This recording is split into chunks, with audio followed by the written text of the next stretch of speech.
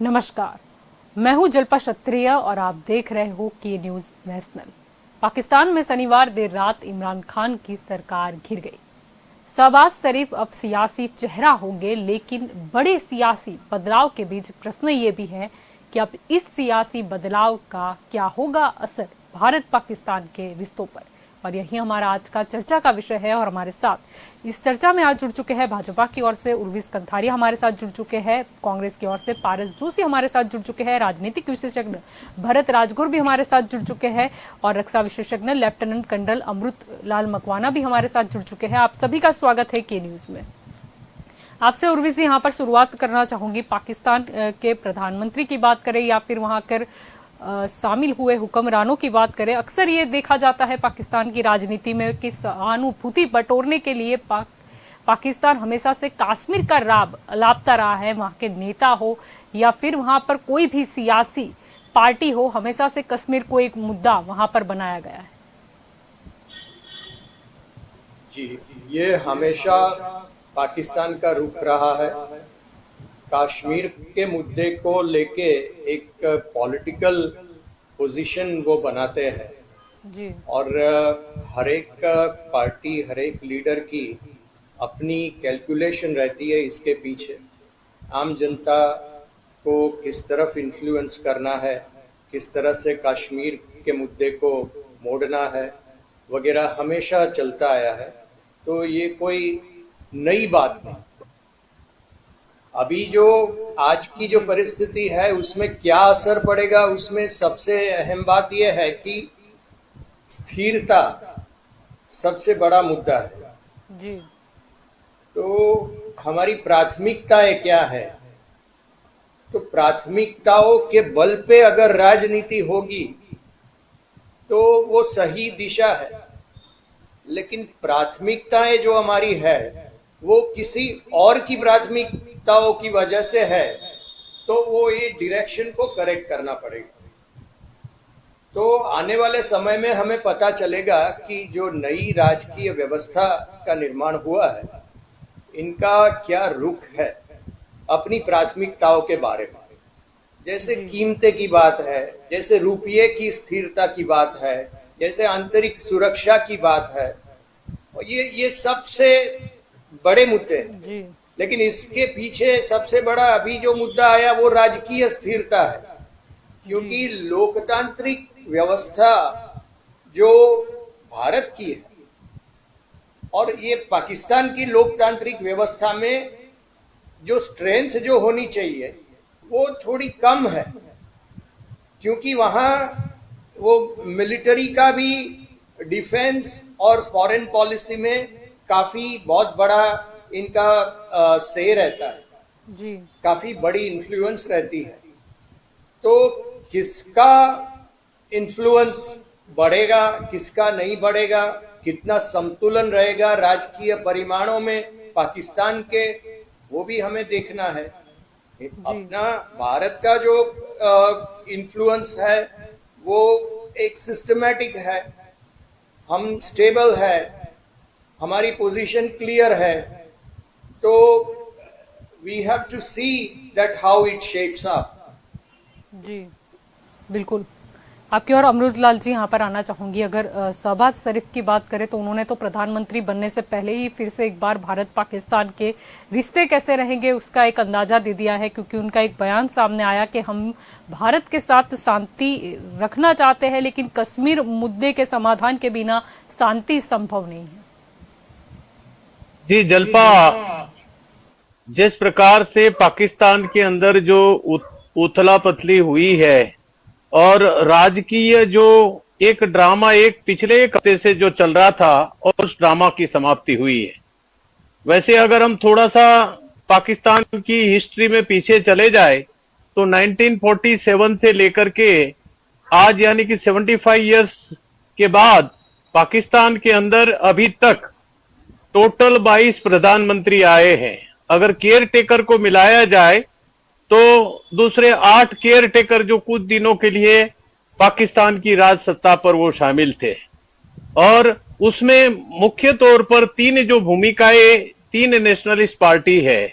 एक है Pakistan people's party, दूसरी है पाकिस्तान मुस्लिम लीग और तीसरी है पाकिस्तान तारीके इंसाफ, इंसाफ। जो अभी जिसका जो इमरान खान अभी अभी उन्होंने अपना कार्यकाल जो है 3 साल करीबन पूरा करके उनको जो अविश्वास प्रस्ताव नॉन कॉन्फिडेंस मोशन उसके अगेंस्ट में जो लाया गया था 10 तारीख को, जिसमें कि वो पुरवार अपने आप को फ्लोर टेस्ट नहीं करवा पाए, जिसके कारण उनको प्राइम मिनिस्टर पद से रिमूव किया गया।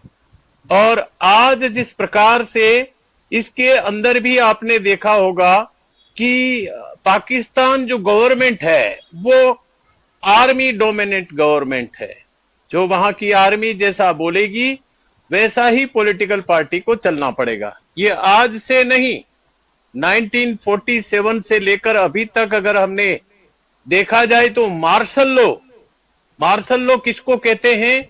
जब सेना का प्रमुख जो सीनियर मोस्ट है वो देश की जो बागडोर है, सिस्टम है, उनको भंग करके अपने हाथों में ले लिया जाए।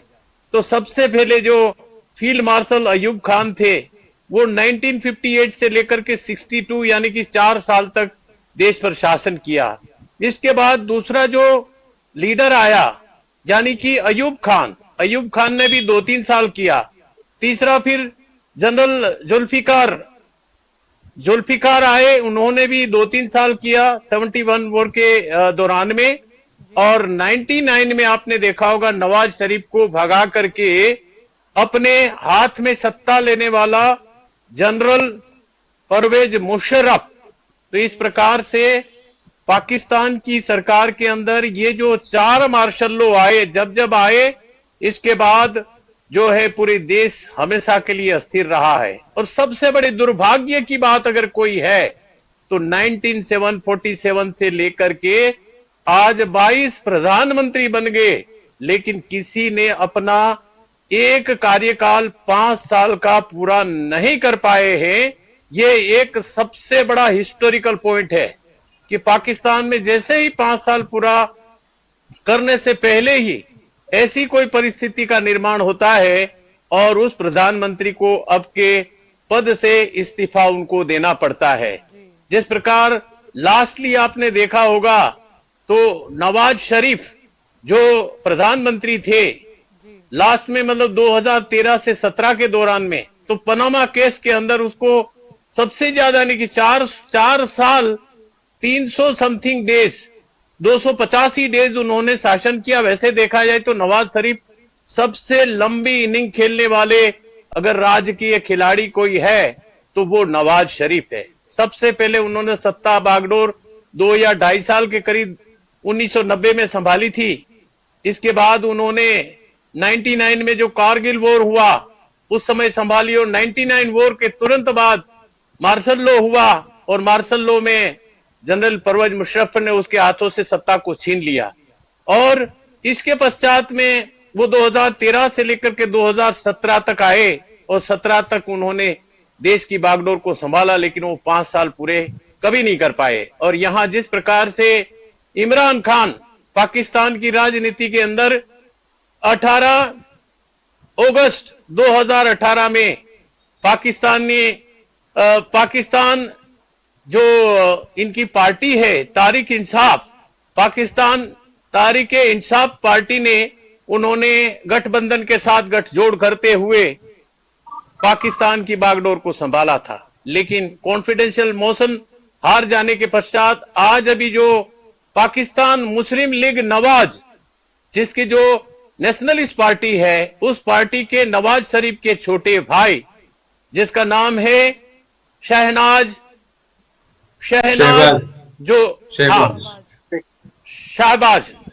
तो ये जो शहबाज शरीफ जो है ये अभी 8:30 बजे पाकिस्तान के 23वें प्रधानमंत्री के रूप में शपथ ग्रहण करेंगे।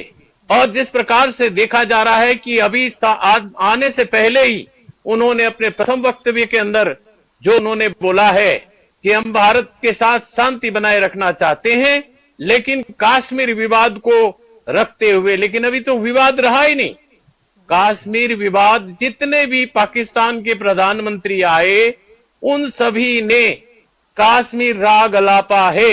1947 से लेकर के अभी तक अगर उसको उस कुर्सी में बने रहना है तो उसको कश्मीर राग अलापना बहुत जरूरी है।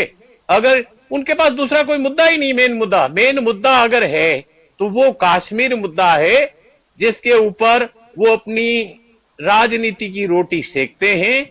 तो इन्होंने भी, जैसे इमरान खान ने अपने वक्तव्य के अंदर जिस प्रकार से बोला था और कश्मीर राग अलापा था, इसी प्रकार इन्होंने भी कश्मीर राग अलापा, लेकिन इसका कोई तोड़ नहीं है, तुक नहीं है। कारण क्या है कि आज कश्मीर वो भारत का एक अभिन्न अंग है। 370 आर्टिकल हटाने के बाद कश्मीर को राज्य का दर्जा दिया गया है और 2 राज्य में उसको विभाजित किया गया है। और जिस प्रकार से आज अभी कश्मीर जो पहले का था, वो कश्मीर अभी धीरे धीरे विकास के पंथ की ओर जा रहा है। और वहां के जो लोग जिस प्रकार सेना पर पथराव करते थे और मिलिटेंसी एक्टिविटी के अंदर जो सम्मिलित थे, वो लोग अभी धीरे धीरे मुख्य प्रवाह में जुड़ते जा रहे हैं। वहां के जो lieutenant general Pande, Jammu and Kashmir के एरिया के जो श्रीनगर कोर है, 15 कोर कमांडर, उन्होंने कश्मीर की बाजारों में जाकर के एक मुआयना लिया, मस्जिद में गए। लेकिन अभी के जो हालात है, 1 साल पहले और अभी के जो हालात में जमीन आसमान का अंतर आ गया है जी। और खास करके अभी देखा जाए रिलेशनशिप के अंदर, तो जिस प्रकार से इन्होंने अमेरिका का दामन थाम के रखा है, जैसे ही रशिया के साथ बात करी अमेरिका को बुरा लगा और इमरान खान को जो है उस गवर्नमेंट से हटाया गया। तो वो पाकिस्तान सरकार कंप्लीटली उनकी पिट्ठू है। लेकिन हमारा जो मुद्दा है अभी, मेन मुद्दा है पीओके। जिस प्रकार से भारत के प्रधानमंत्री ने भी अपने भाषण में कई बार बताया है और हमारे अमित शाह जी ने संसद के अंदर जोर जोर से गला फाड़ के बोला है कि आप लोग जोश बना के रखो, हम मर जाएंगे लेकिन पीओके के लेकर के रहेंगे। पीओके हमारे लिए स्ट्रेटेजिक पॉइंट ऑफ व्यू से इतना महत्वपूर्ण है कि आज पाकिस्तान हमें 2 जगह से घेर रहा है, एक समुद्री रास्ते से और दूसरा जो है जमीनी रास्ते से। अभी जमीनी रास्ते में जो पीओके है, अगर पीओके हमारे पास आ जाता है तो सबसे बड़ा इंटरनेशनल फायदा यही होगा कि चाइना कटअप हो जाएगा। कारण क्या, सीपीईसी जो सड़क निकल रही है जी, चाइना पाकिस्तान इकोनॉमिक कॉरिडोर की, जो इतनी बड़ी अरबों रुपए का जो एक प्रोजेक्ट चल रहा है, ये प्रोजेक्ट जो है उनका ठप हो जाएगा और भारत इसी रास्ते के द्वारा अफगानिस्तान के जरिए सेंट्रल एशिया में अपना व्यापारिक पायदान को बढ़ा सकता है और अपनी एक नई इमेज को खड़ी कर सकता है और वहां पे नया टूरिज्म आएगा। और पीओके के अंदर हमारा जितना जो पाकिस्तान ने हमारा एरिया को 1947-48 में हड़प करके रखा हुआ है, वो एरिया अभी तक ये डिस्प्यूटेड है। तो भारत सरकार ने अपना रुख को स्पष्ट कर दिया है कि अगर बातचीत करनी है तो पीओके और गिलगिट बाल्टिस्तान के ऊपर बातचीत होगी, न कि कश्मीर इश्यू पर कोई बातचीत करने का औचित्य ही नहीं है। तो इसलिए इस प्रकार से हम अपने रुख पर एकदम स्पष्ट है, चाहे कोई सरकार आए, जितने भी आए। और ये भाई साहब का कैरेक्टर तो आपको पता ही है। इमरान खान तो जिस प्रकार से आए थे, प्ले बॉय के नाम से जानते थे, 3-3 बीवियां, 3-3 शादियां करी। और ये जो अभी शाहबाज साहब आए हैं, ये 5 बीवियों का शौहर है, बीवी का गुलाम जिसको कहा जाए। जिस प्रकार से 5-5 बीवियों के साथ उन्होंने शादियां करी है, 60 साल की एज में अभी अभी शादी करी है।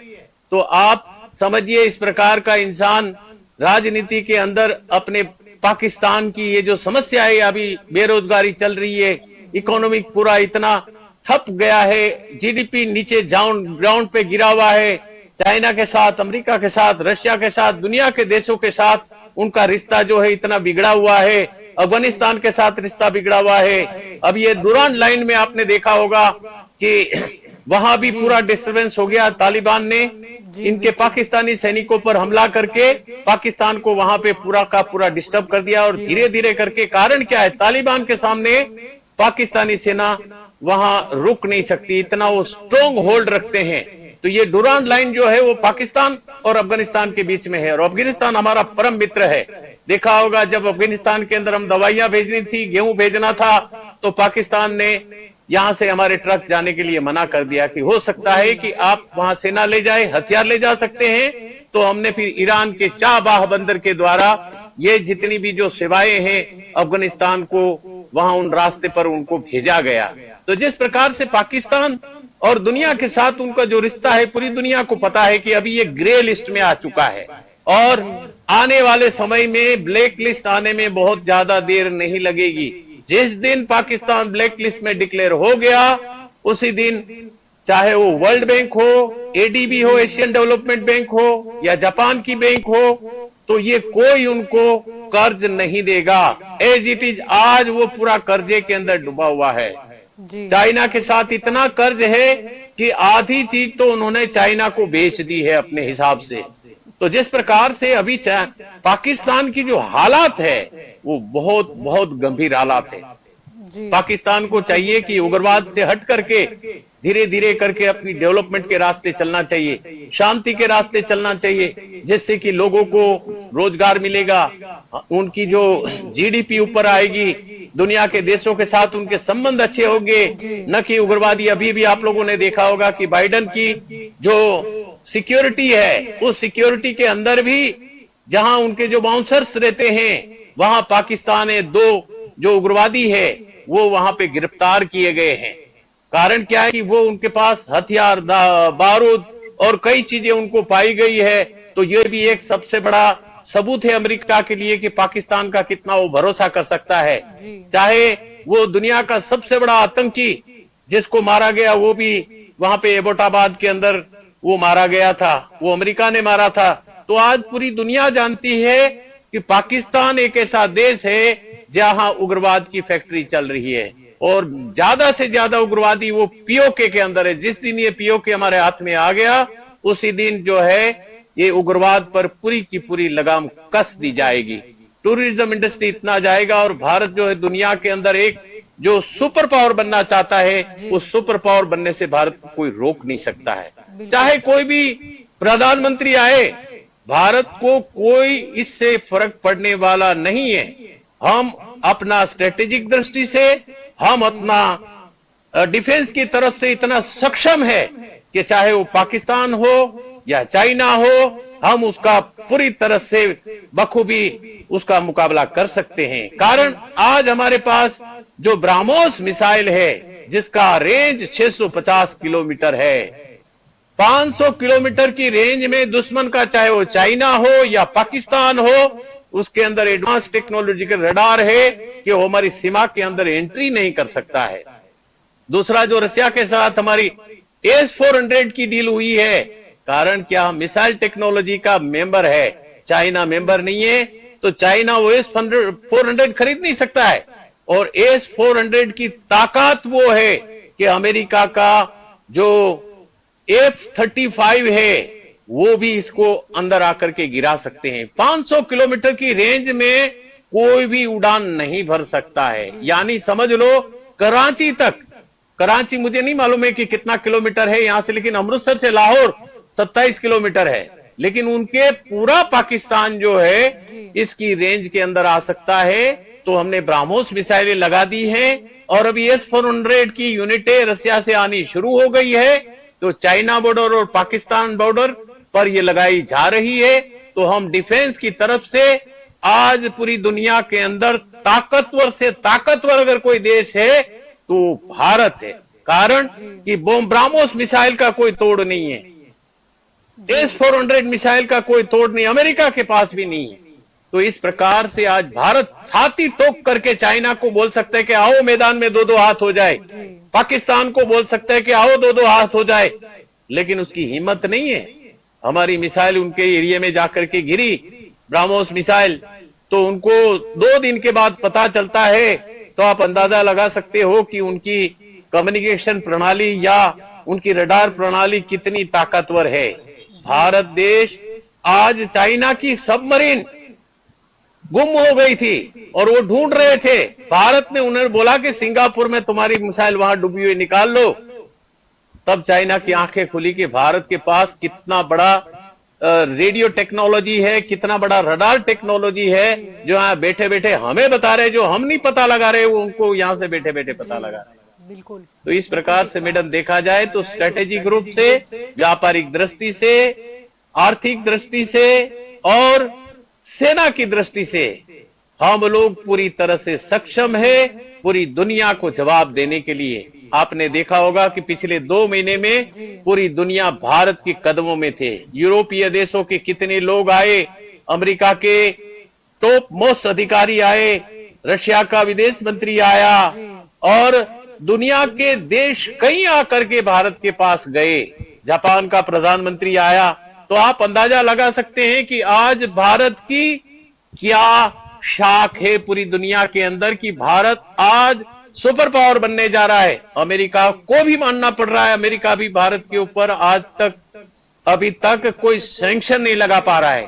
कारण क्या है कि अमेरिका को भी डर है कि अमेरिका भारत का मदद लेना चाहता है, चाइना को सुपर पावर बनना नहीं देना चाहता, इसलिए उन्होंने पूरा बेड़ा जो है साउथ चाइनीज सी के अंदर उतारा हुआ है। यहां हिंद महासागर और बाकी दूसरे जो अरबी समुद्र है, तमाम जगह पे हमने अपनी पूरी नेवी को यहां लगा दिया है। इसलिए भारत की उनको बहुत ही जरूरत है, भारत को छोड़ करके वो जा नहीं सकते। वैसे भी हमने डिफेंस के क्षेत्र में देखा जाए तो रशिया से हम 46% वेपन खरीद रहे हैं, अमेरिका से 15 से 20% के आसपास है और फ्रांस से कोई 17-18% है। तो दुनिया के अंदर जो हमारी विदेश नीति पर किसी देश का कोई दबाव नहीं चल सकता है, चाहे वो अमेरिका हो, रशिया हो, चाइना हो, फ्रांस हो या इंग्लैंड हो। ये पांचों सुपर पावर भारत को किसी भी हालत में दबाव नहीं डाल सकता है। इसलिए आज यूक्रेन और रशिया के बीच में जो युद्ध चल रहा है, उस युद्ध में भी भारत ने अपना रुख को स्पष्ट किया है और अपनी जो विदेश नीति को उन्होंने सबसे ऊपर टॉप में रखा है। जल्पा जी बिल्कुल। पारस जी, आपकी ओर यहाँ पर आना चाहूंगी। अगर पाकिस्तान की सियासत की बात करते हैं तो ये भी देखा गया कि जैसे ही सियासत में बदलाव आया, कहीं ना कहीं चीन के आधिकारिक अगर हम मीडिया की बात करें तो वो भी काफी खुश नजर आए और जो चीनी कम्युनिस्ट पार्टी है उसका जो मुखपत्र माना जाता है वो अखबार में भी ऐसा लिखा गया कि पाकिस्तान और चीन के जो रिश्ते हैं वो इमरान खान सरकार की अपेक्षा और बेहतर हो सकते हैं। जी जल्पा मैडम, हमने ये भी देखा है कि चीन के साथ नवाज शरीफ के जो संबंध है वो काफी अच्छे थे, कम्युनिकेशन उस टाइम। इसके हिसाब से उनके जब छोटे भाई ये सत्ता में आते तब चीन का ये बयान जो है कि भाई हमारे और उनका कम्युनिकेशन ज्यादा अच्छा रहेगा, वो भी उनकी इंटरनल बात है चीन की और पाकिस्तान की। लेकिन भारत के हिसाब से मैं बताऊं कि बाप होता है और बेटा बेटा होता है। और पाकिस्तान में कोई भी जो है राजकीय चहल पहल होती है, कुछ भी बदलाव होता है, तो इससे भारत को कुछ फर्क पड़ने वाला है नहीं, क्योंकि भारत इतने सालों से, हम करीबन 75 इयर्स के जो दौरान इतने स्ट्रांग हो चुके हैं। पाकिस्तान का जो आजादी मिली थी उसी टाइम में भारत को आजादी मिली थी और आज इस 75 सालों के अंदर भारत ने जो प्रगति की हुई है, जो टेक्नोलॉजी डेवलपमेंट की हुई है, जो उन्होंने अर्थतंत्र को आगे बढ़ाया है, तो ये जो है वो पाकिस्तान नहीं कर सका है। पाकिस्तान के अंदर सर ने बोला जैसे कितने ही बड़ा प्रधान आए और चले जाए और कोई भी बयान दे, उनके जो नए प्रधान है, मुख्य प्रधान है, जो बड़ा प्रधान है, कोई भी बयान दे शहबाज शरीफ के ये हम लोग कश्मीर में समाधान होगा उसके बाद में ही मंत्रणा हो सकती है, तो पहले वो अपने गिरेबान में जाके कि वहां पे उनकी इकोनॉमी कैसी है, इस तरह से उनका अर्थतंत्र है वो पूरा डिस्ट्रॉय हो चुका है। वहां की जनता जो है वो कई ऐसे जो बेसिक इंफ्रास्ट्रक्चर के जो प्रश्न है से जूझ रही है। तब उनको पहले अपने देश में झांकना पड़ेगा कि क्या स्थिति उनकी है कश्मीर के बारे में, और उसके दूसरे पहलू के बारे में वो आज सोच भी नहीं सकते हैं। अगर उन्होंने ऐसा कुछ भी गलत कदम उठाया तो भारत इतना ताकतवर है कि वो 24 घंटे भी नहीं लगाएगा पाकिस्तान को साफ करने में। तो पाकिस्तान के अंदर कोई भी सरकार आए, हाँ अगर वो चाहती है कि भाई हम शांति मंत्रणा करना चाहते हैं, उनके बड़ा प्रधान बोलते हैं, तो भारत हमेशा तैयार है उनके साथ शांति मंत्रणा करने के लिए। और उस टाइम भारत के सभी पार्टीज है, पॉलिटिकल पार्टीज है, और उनके जो राजकारणी है, वो सभी ये मुद्दे पे सहमत है, एकमत है। जब हमारा नेशनल मुद्दा आता है, जब हमारी सिक्योरिटी का सवाल आता है, तब हम भारत के अंदर अपने आपसी जो विखवाद है उसको भूल जाते हैं, और नेशनल सिक्योरिटी और हमारी फॉरेन पॉलिसी है उसको हम लोग समर्थन करते हैं। तो यही बात है कि चीन पहले से हम जानते हैं कि उसको अरुणाचल प्रदेश में भी और किस तरह से हमारे गांव के अंदर घुसपैठ करने के लिए वो तैयार बैठा था, या फिर पाकिस्तान को मदद करके वो उकसा रहा है कि भाई हमारे सामने वो एक युद्ध के लिए वो तैयार करे उसको। श्रीलंका को भी वो उकसा रहा था, श्रीलंका को भी काफी उन्होंने मदद की, लेकिन आज देखा जाए तो श्रीलंका की हालत ऐसी है कि वो नादारी के ऊपर आ गया है और भारत ने उनको मदद की हुई है। तो ये भारत का जो 75 साल का जो हमारा शासन है, जो स्ट्रॉन्ग राजनीति है, और यहाँ के लोगों का जो हौसला है, हमारे जो सैन्य की मजबूताई है, और 1947 से लेके 2022 तक में हमारे जो भी प्रधानमंत्री बने उन्होंने सबने जिस तरह से काम किया हुआ है, हमने देखा हुआ है कि पाकिस्तान का हमने 2 टुकड़े करके बांग्लादेश को हमने आजादी दिला के पूरा एक देश हमने अलग कर दिया था। उस टाइम हमने अमेरिका भी की नहीं सुनी थी। तो भारत इतना सक्षम है, लेकिन मैं यही बोलता हूँ कि पाकिस्तान के अंदर कुछ भी हो, पॉलिटिकल ड्रामा हो या उसमें चेंजेस हो, लेकिन भारतीय इकोनॉमी और भारत के राजकारण या भारत को कोई भी फर्क नहीं पड़ने वाला है। हाँ, पाकिस्तान के जो व्यापारी है या पाकिस्तान के जो इकोनॉमिस्ट है, जिसको भारत की जरूरत है और उनका माल यहाँ पे आता है और वो उनका भारत उनका बाजार है, और यहाँ पे उनको अपनी जो माल को बेचना है, उन लोगों को तकलीफ पड़ रही है, और वो लोग भी चाहते हैं कि भारत के साथ शांति मंत्रणा आगे बढ़े और भारत के साथ दोस्ती का हाथ बढ़ाए। लेकिन अभी सर ने बोला ऐसा है कि 1947 से 2022 तक सभी पार्टियां ये कश्मीर जो राग है वो अलाप के ही सत्ता में आई हुई है। अगर वो ये मुद्दा खत्म हो जाता है तो उनके पास कोई ऐसा पॉइंट ही नहीं बचता है। तो मुझे मेरा एक ही ये मत है कि पाकिस्तान के अंदर कोई भी सरकार आए, अब भारत को कोई फर्क नहीं पड़ने वाला है, और पाकिस्तान को जो करना है करे। मैंने फिर से बोला था, फिर से दोहरा हूँ कि बाप बाप होता है और बेटा बेटा होता है। जी बिल्कुल। आपकी और भरत जी यहाँ पर आना चाहूंगी। अगर यहाँ पर पाकिस्तान की का जिक्र होता है, वहाँ का सियासत का जिक्र होता है, तो जम्मू कश्मीर में अगर पीडीपी नेता और पूर्व सीएम महबूबा मुफ्ती की बात करें तो उनका भी एक बयान सामने आया। उन्होंने ये कहा कि पाकिस्तान हमारा पड़ोसी मुल्क है और मैं चाहती हूँ कि वहां भी लोकतंत्र जो है वो फले फूले। अब चलो, ये बयान जो भी उनके इंटेंशन से आया हो, लेकिन कहीं ना कहीं उन्होंने मान तो लिया कि पाकिस्तान पड़ोसी है, यानी कश्मीर का तो वो पड़ोसी ही रहेगा, क्योंकि पाकिस्तान और कश्मीर को कुछ लेना देना नहीं है। अगर भौगोलिक दृष्टि से बात करें तो यानी कि कोई मेल जुलाव नहीं है, वो पड़ोसी ही रहेगा। बिल्कुल जलपा जी, सही में तो इन हमारे कश्मीर के नेताओं के लिए तो मैंने एक ही कहना है, एक छोटी सी जो हमारी कहावत है, बेगानी शादी में अब्दुल्ला दीवाना। जी बिल्कुल। अब उनको पाकिस्तान में कुछ भी बदले, उनसे कुछ फर्क नहीं पड़ने वाला है जी। उनको तो रहना यहाँ है, यही सारी जो करनी है राजनीति यहीं से करेंगे। मगर पाकिस्तान में भी अगर हम कहें तो मुझे सबसे बड़ी चिंता, या कहें कि भारत को सबसे बड़ी चिंता ये होनी चाहिए कि आज पाकिस्तान में मेरे ख्याल से बंदरबांट चल रही है। अब आप शहबाज शरीफ, नो डाउट पंजाब में बहुत अच्छे सीएम 3-4 बार रहे। दूसरी तरफ सिंध में ये जो भुट्टो बिलावल है, बिलावल उनकी पार्टी भी ठीक से कर रही है काम, पीपीपी। मगर उन दोनों के बीच में कभी कोई अच्छे संबंध नहीं थे। आज जब सत्ता बांटने की बात हुई तो वो दोनों एक हो गए। प्रधानमंत्री शहबाज शरीफ बनेंगे, शायद डेप्यूटी प्रधानमंत्री बिलावल भुट्टो बनेगा। तो ये जो है बंदरबांट चल रही है, उसमें जनता की, आवाम की उन पर किसी को पड़ी हो ऐसा दिखता ही नहीं मेरे ख्याल से तो। क्योंकि आज शहबाज शरीफ पर आप देखिए कि 7,328 करोड़ रुपए का घपले का है, मनी लॉन्ड्रिंग का केस है। वो खुद उससे बचना चाहते हैं। इमरान खान पर जितने केस नहीं थे, या इमरान खान पर जो अभी चलने वाला है खटला, इससे तो बड़ा खतरा इनके सामने पहले से खड़ा है। वो यही चाहते हैं कि अगर मैं प्रधानमंत्री बन जाऊं तो ये सारे केसेस मेरे बंद हो जाए। बिलावल भुट्टो ये चाहता है कि बाद में कभी भी, क्योंकि वो अभी यंग है, वो चाहता है कि मुझे थोड़ा बहुत सत्ता में अभी पार्ट मिल जाए, बाद में वो पूरी सत्ता हासिल कर सके। मगर ये जनता के लिए कुछ नहीं कर रहा है। इसकी वजह से मुश्किल ये हुई है कि जब 2018 में इमरान खान आए तब उनका जो डेब्ट था वो 140 अरब डॉलर था। आज वो बढ़कर 245 अरब डॉलर हो गया है।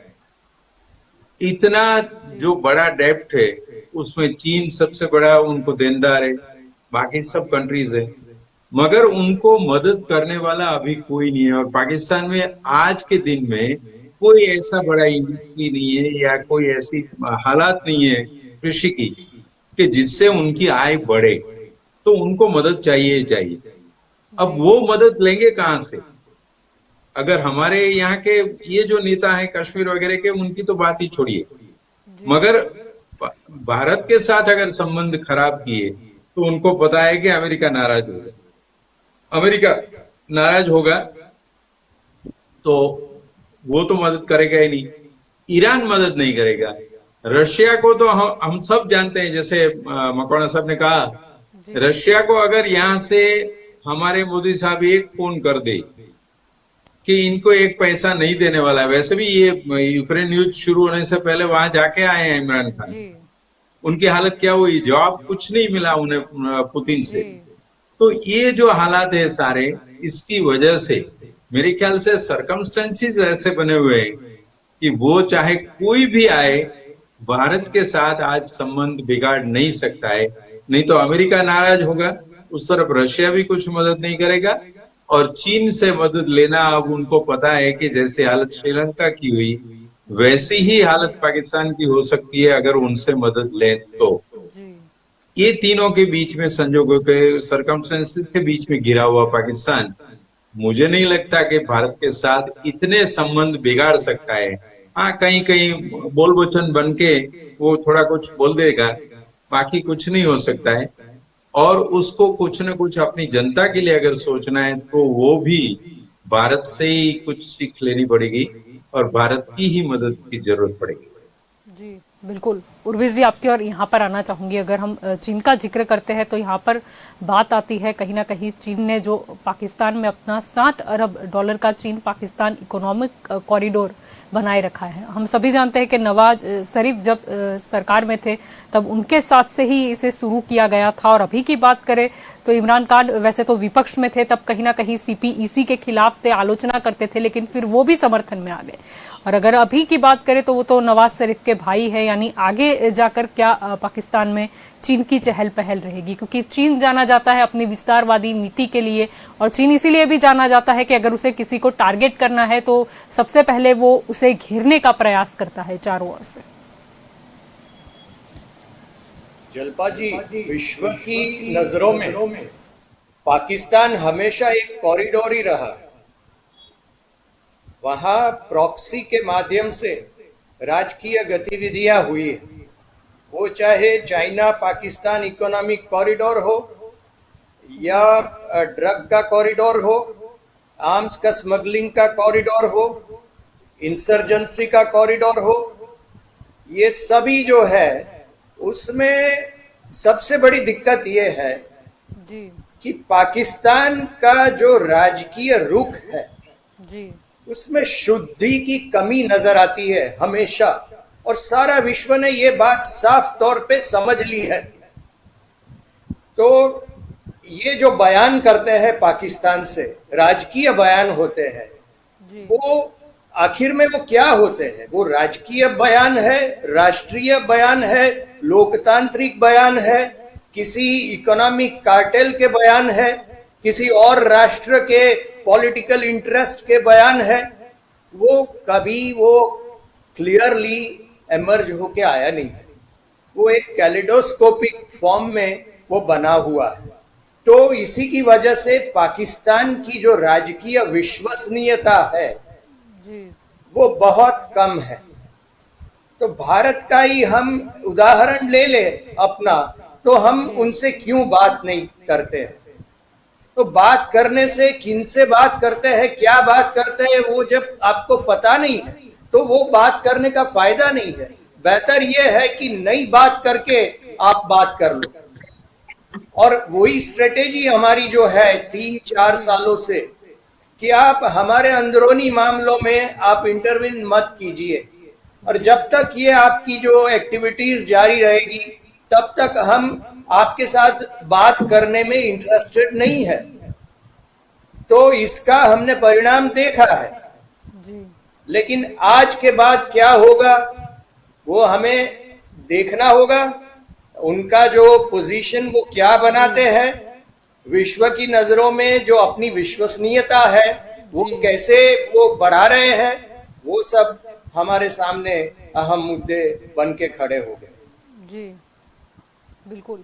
आपकी और मकवाना जी यहाँ पर आना चाहूंगी। अगर पाकिस्तान का जिक्र हो रहा है, अब तो नए प्रधानमंत्री का जिक्र हो रहा है, जैसे कि हम सब जानते हैं कि पाकिस्तान का जो पंजाब प्रांत है वहां पर वो 2-3 बार मुख्यमंत्री भी चुने गए हैं, लेकिन उनका भी गहरा रिश्ता आतंकवादियों के साथ रहा है। अगर हम मुंबई ब्लास्ट की बात कर ले तो कहीं ना कहीं वो आतंकवादी को भी पैसे देने में उनका हाथ था, ऐसी एक रिपोर्ट सामने आ चुकी थी।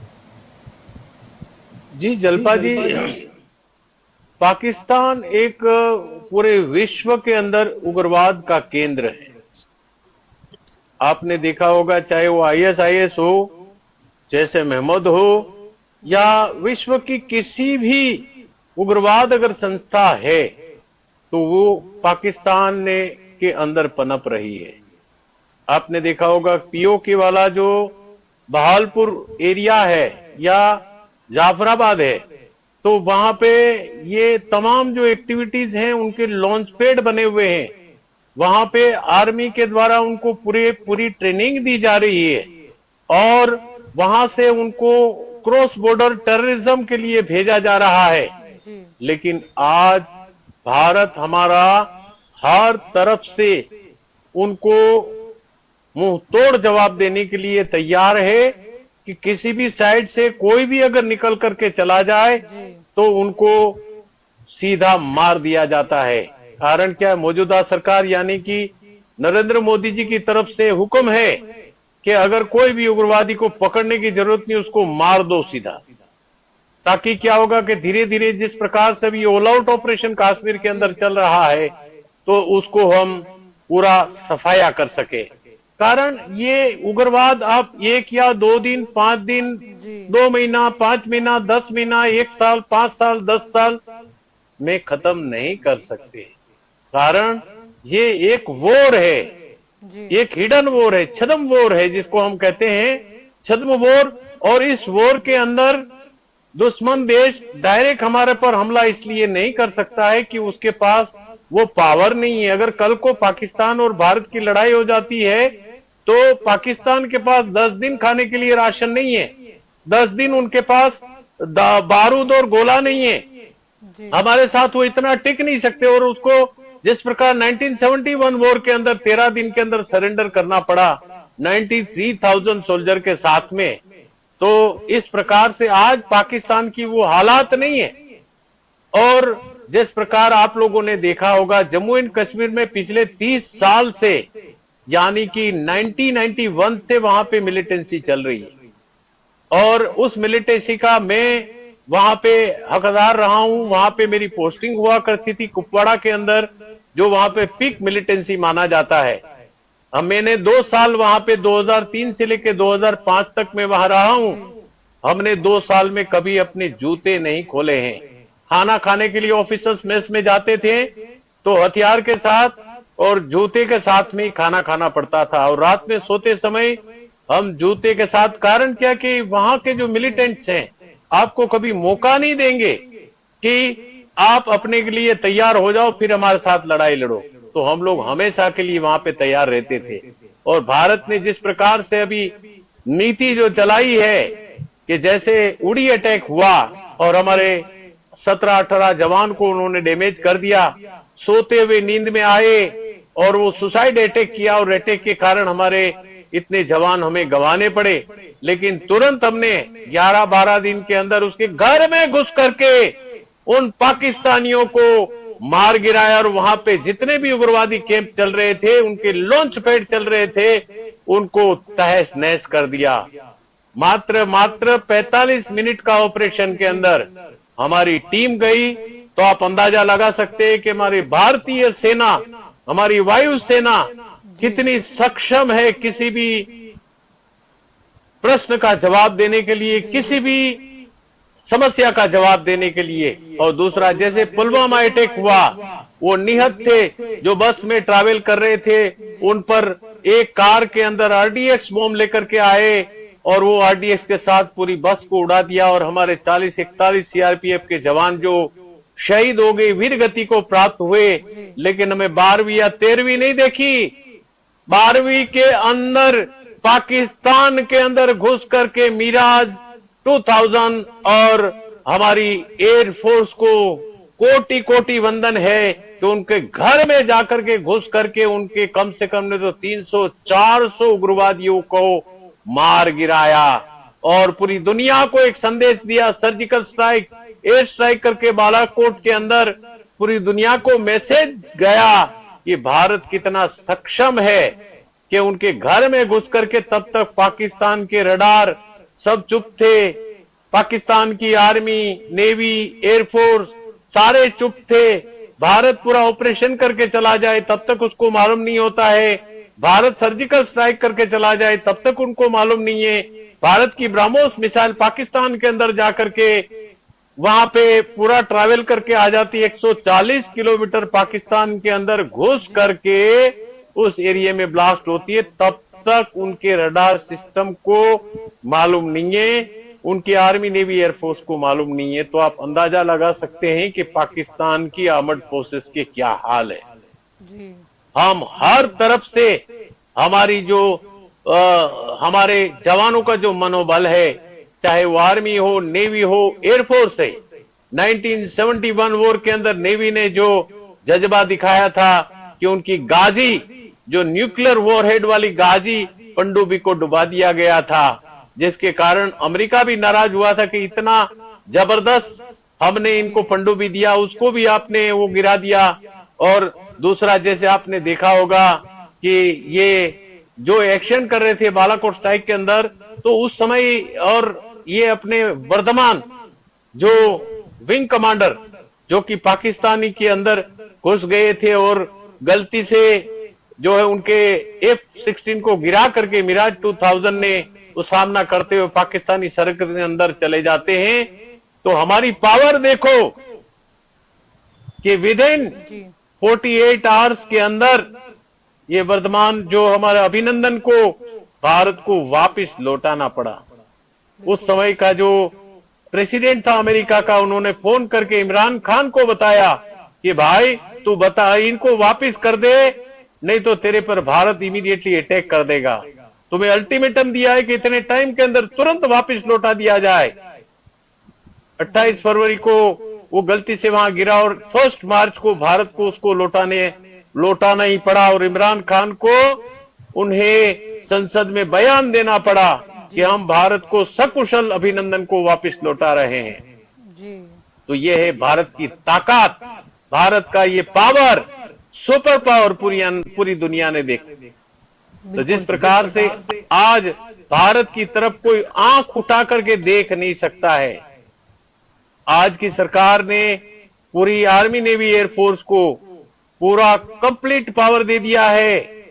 बोला आप जो चाहे, आपको किसी ऑर्डर लेने की जरूरत नहीं है, आप पूरी की पूरी कार्रवाई कर सकते हैं, बशर्ते कि वो भारत के पक्ष में हो, भारत का विकास के लिए हो, भारत की रक्षा के लिए हो, वो आप पूरा का पूरा कार्य उस हिसाब से कर सकते हैं। तो जिस प्रकार से आपने ये तमाम ऑपरेशन देखे होंगे, लेकिन आज पिछले 8 या 10 साल में देखा होगा, जब से मोदी सरकार शासन में आई है, पाकिस्तान की हिम्मत नहीं हुई है कि भारत के किसी भी शहर में जाकर के सुसाइडल अटैक कर दे। लास्ट जो अटैक हुआ था वो ताज अटैक के बाद में कोई भी अटैक करने में वो कामयाब नहीं हो पाए हैं। कारण कि हमारी जो सेनाएं हैं, हमारे जितने भी हमारे सिक्योरिटी एजेंसी काम कर रही है, वो सतर्क है। चाहे वो सीआरपीएफ बटालियन हो, चाहे वो बीएसएफ हो, आर्मी हो, जहां जहां हमारा आर्मी पूरी डिप्लॉयमेंट है पूरी बॉर्डर के अंदर, पाकिस्तान आर्टी फायर करके उनको उग्रवादियों को भारत के अंदर दाखिल करना चाहता है। जब भी ठंडी आती है, बर्फीला मौसम होता है, तो उस मौसम के अंदर भारत के अंदर वो दाखिल करने की पूरी कोशिश करता है। लेकिन उनको पता चल गया है कि भारत हर स्ट्रेटेजी की लड़ने के लिए तैयार है।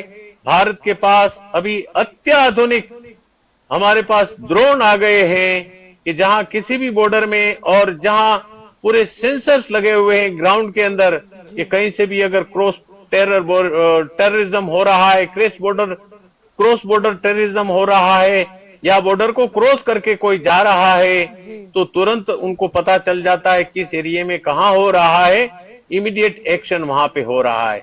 और साथ ही साथ हमारी पंजाब बॉर्डर हो, राजस्थान बॉर्डर हो, गुजरात बॉर्डर हो, पाकिस्तान के साथ सटने वाली जो बॉर्डर 740 किलोमीटर की हमारी जो एलओसी है, लाइन ऑफ कंट्रोल, और चाइना के साथ 3488 किलोमीटर हमारी लाइन ऑफ एक्चुअल कंट्रोल है, वहां पे हमने सेना को तैनात किया हुआ है। हमने पूरी आर्मी और एयरफोर्स को तैनात किया हुआ है कि पाकिस्तान या चाइना की हिम्मत नहीं है कि भारत की भूमि के अंदर 1 इंच भी अंदर एंटर करे। अगर एंटर करने की कोशिश की, करने से पहले ही उसको वहां पे उड़ा दिया जाएगा। आज आप लोगों को मैं एक जानकारी देना चाहता हूं, जो अभी अभी जिसका परीक्षण किया गया है, वो है पिनाका मिसाइल। 90 किलोमीटर से लेकर के 140 या 150 किलोमीटर तक वार करने वाली, 4 सेकंड के अंदर वो एक मिसाइल को दागने वाली जो मिसाइल या रॉकेट दागने वाली हमारे पास पिनाका मिसाइल है, और दुश्मन को मौका नहीं देगी कि उसके रडार में इस प्रकार से रॉकेट दागे जा रहे हैं। तो ऐसी पिनाका रेजिमेंट जो है हमने पाकिस्तान बॉर्डर और चाइना बॉर्डर के ऊपर तैनात की हुई है।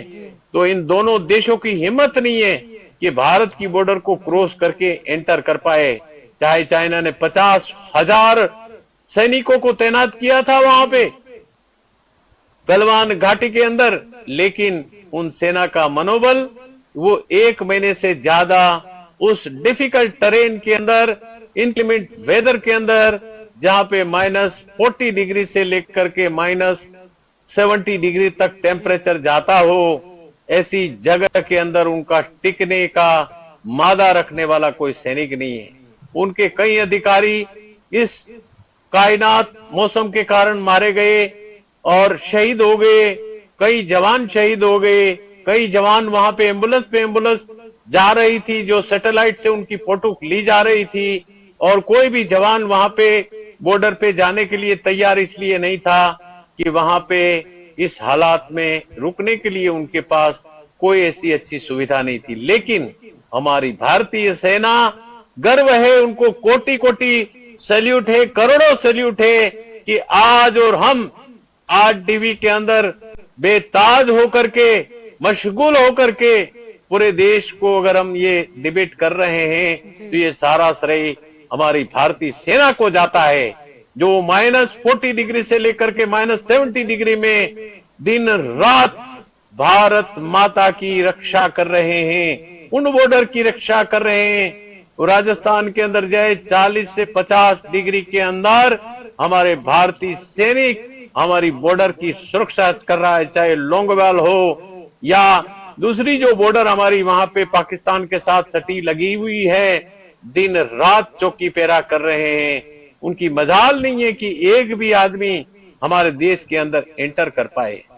और पूरी वायु की सुरक्षा करने के लिए हमारा एयरपोर्ट जो है लगातार अपनी सोटियों के द्वारा दुश्मन की बॉर्डर तक पूरी सुरक्षा कर रहे हैं, और आधुनिक से आधुनिक टेक्नोलॉजी के द्वारा हमारे तमाम रडार्स लगे हुए हैं, हमारी गन्स लगी हुई हैं, हमारी मिसाइलें लगी हुई हैं, हमारे रॉकेट्स लगे हुए हैं। तो दुश्मन देश की हिम्मत नहीं है दुनिया के किसी भी देश की हिम्मत नहीं है कि भारत देश की तरफ आंख उठा करके देख ले। अगर आंख भी उठाई तो उनकी आंखों को निकाल दिया जाएगा।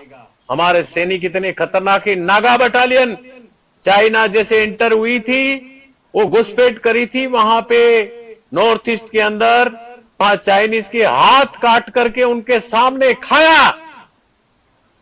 सांप को खाने वाली हमारी नागा बटालियन उसको देख करके वहां उनकी पूरी सेना के अंदर हलचल मच गई। तो ये तो इंसान को खाते हैं।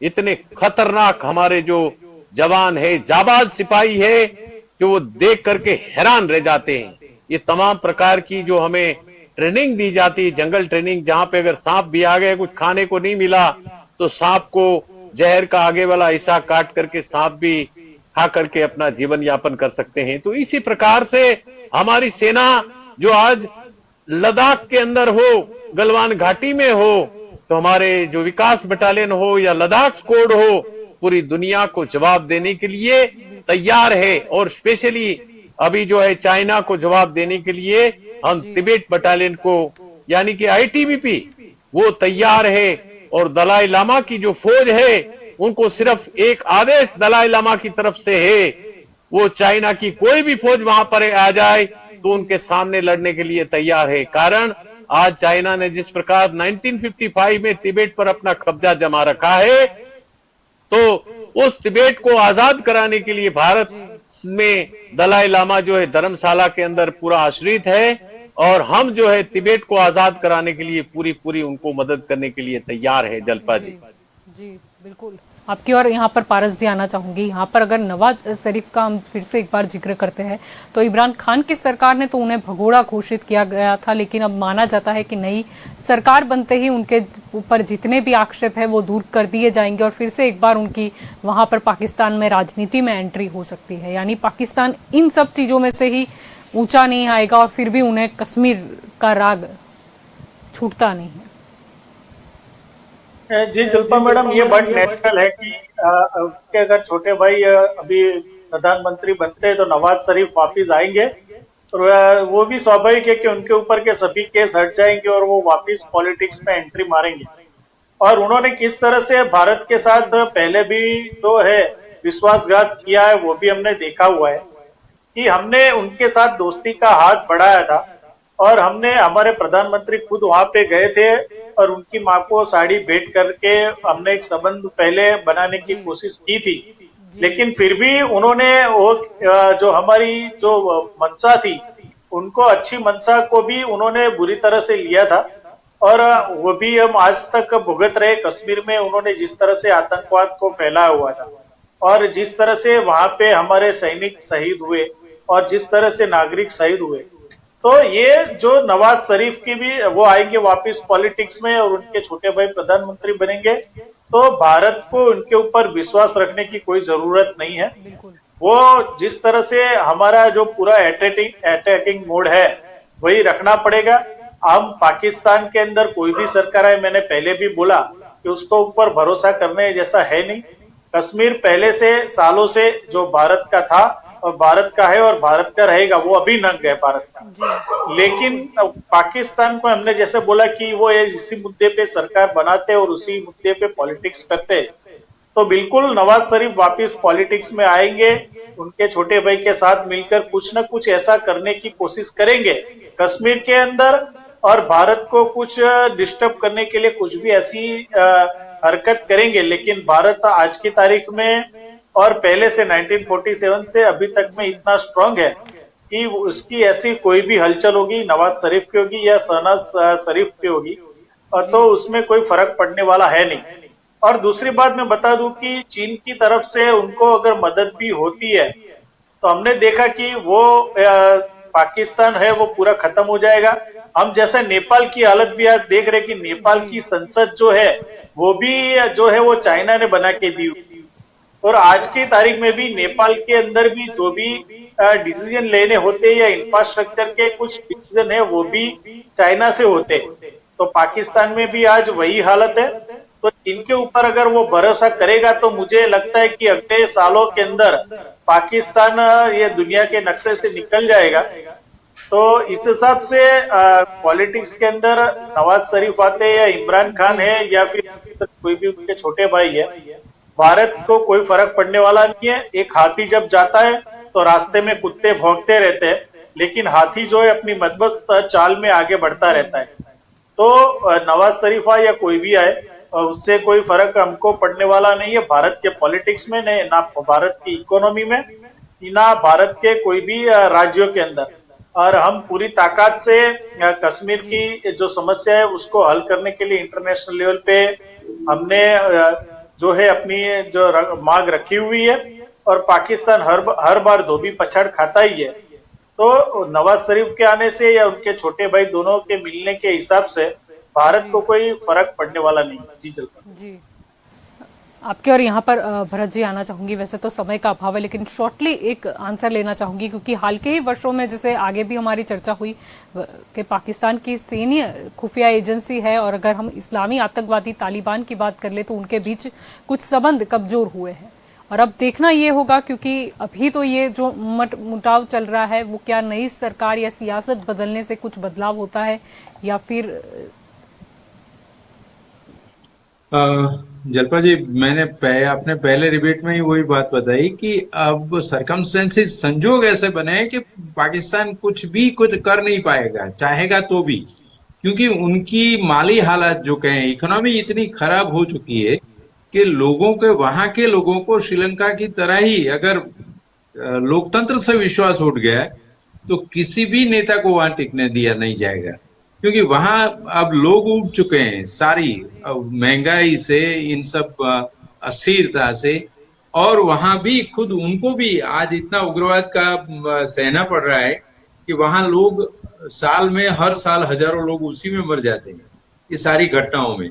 तो ये सब की वजह से मुझे नहीं लगता है कि अभी कुछ वहां के नेता हमारे सामने कुछ सोच पाएंगे। ये सबसे बड़ी बात तो ये है कि 18 महीने में फिर से चुनाव आने वाला है।